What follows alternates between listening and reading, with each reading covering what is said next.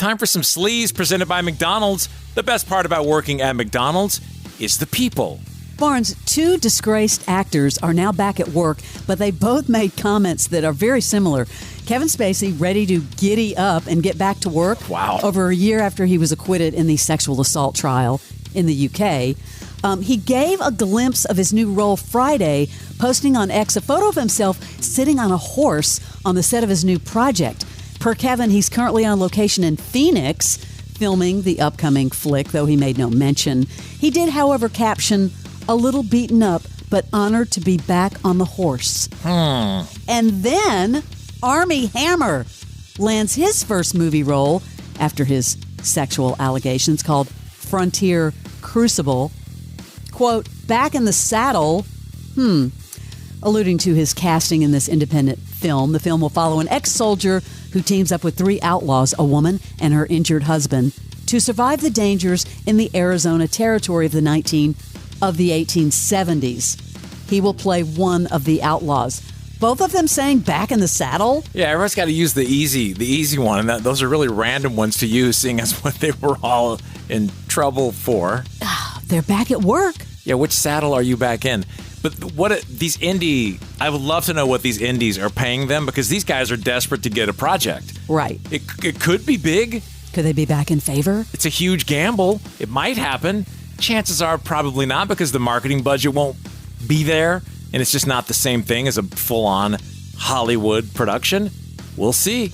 Dawson's Creek star James Van Der Beek made a candid revelation in this new interview in People magazine, disclosing his battle with colorectal cancer.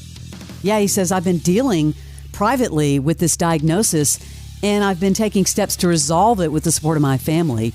He reassures fans that there's reason for optimism and that he's feeling good amidst his health journey. That just came out of nowhere. I know, and he's been out everywhere. He's been all over the place. I was surprised to hear that he's been battling that during being out, all over. Yeah, apparently it is a common cancer that starts in the colon or the rectum, often developing from benign polyps that can become cancerous over time. That's why you got to go in, do that. I know it's dreadful. Do that colonoscopy. Get it done. Oh, you're absolutely right, though. Kieran Culkin was on CBS Sunday Morning talking about becoming a child actor at the age of 6. Yeah, he was 6. He was asked if he had any choice in the matter. Let's hear what he had to say. I mean, I said I wanted to when I was about 6. I was like, I want to be an actor, but I don't think I, was old enough to actually make that decision myself. But yeah, right, I wanted to. I liked it. But you didn't feel like your father was forcing you to do it? I didn't feel that way, no. I mean, he tried it with all of us, and some of the kids resisted, and that was okay, and some of them really liked it and enjoyed it, like myself. I really had fun, so kept at it. It's his frenetic energy. It just really makes his characters pop. What kind of residuals, Barnes, from Home Alone? I don't know. Dude, serious. I know. Jesse Eisenberg now is talking about Kieran Culkin, about how unpredictable he is. Oh, the actor Kieran he's completely and utterly unpredictable. We didn't know if he was going to show up for the movie. Our producer, Emma Stone, had to take him on a plane to Poland, hold his children's hand, and bring him to Poland. We didn't know he was going to show up. He tried to drop out of the movie. I didn't know if he was going to show up during the days, and then he would show up and it would be the greatest performance I'd ever seen. He's a mercurial, unknowable, unpredictable person, and it's all the great things too, because it means when he's on set, he's just like this open, emotional wound who also can be witty. So it's both challenging and really rewarding. Can you imagine dealing with that with someone you don't even know if they're going to show up? I never knew or had ever heard that Kieran was unpredictable that way. No, but... we've heard about it with Joaquin Phoenix, but that's strange. Bigger the project, I wonder if he's still like that. Like on Succession, would he be like that? I can't imagine they would tolerate it. Another actor I really like, Joseph Gordon-Levitt. He's going to star in this new Darren Aronofsky-produced horror film called Pendulum. Now, Barnes, I want to give you the synopsis. You tell me what this sounds like, okay? Young couple, Patrick, played by Joseph Gordon-Levitt, and Abigail journey to a New Age retreat in Mexico.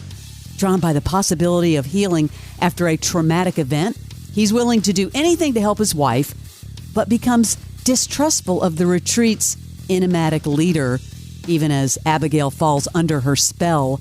What does this sound like to you? A year ago, Nicole Kidman? Yes. It sounds exactly like it. It sounds exactly like 9 Perfect Strangers.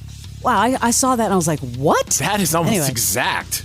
Well, Joseph Gordon-Levitt was recently on with Drew Barrymore talking about one of his greatest movies, 500 Days of Summer, encouraging people, go back and watch it again. This is what I would want to say to folks who love that movie if you go back and watch it again. The character he's very likable, but it's also, the thing about that movie is it's from his point of view. It's not a movie that's from his and her point of view. We all think that we are really likable and that, whoever disagrees with us or dumps us in a relationship is wrong. But actually, that's just our bias, and right? half the story. Yeah, that's only half the story. There you go. Liam Payne's body to be finally sent to the UK for a funeral. I don't know if you saw this or not. Yeah, being flown to the UK from Buenos Aires. His dad, of course, has been over there. He finally got permission, I guess because, they had to do the completion of the toxicology report, tissue tests. Very sad, and that funeral's going to be really sad. I think they're saying now that Barnes, he fainted before he fell. I saw that story. That would make sense. He would have had to have fainted at the exact right time to be up against that barrier that was lower than usual, just to fall over it. It's unbelievable. That's your Celebrity Sleaze.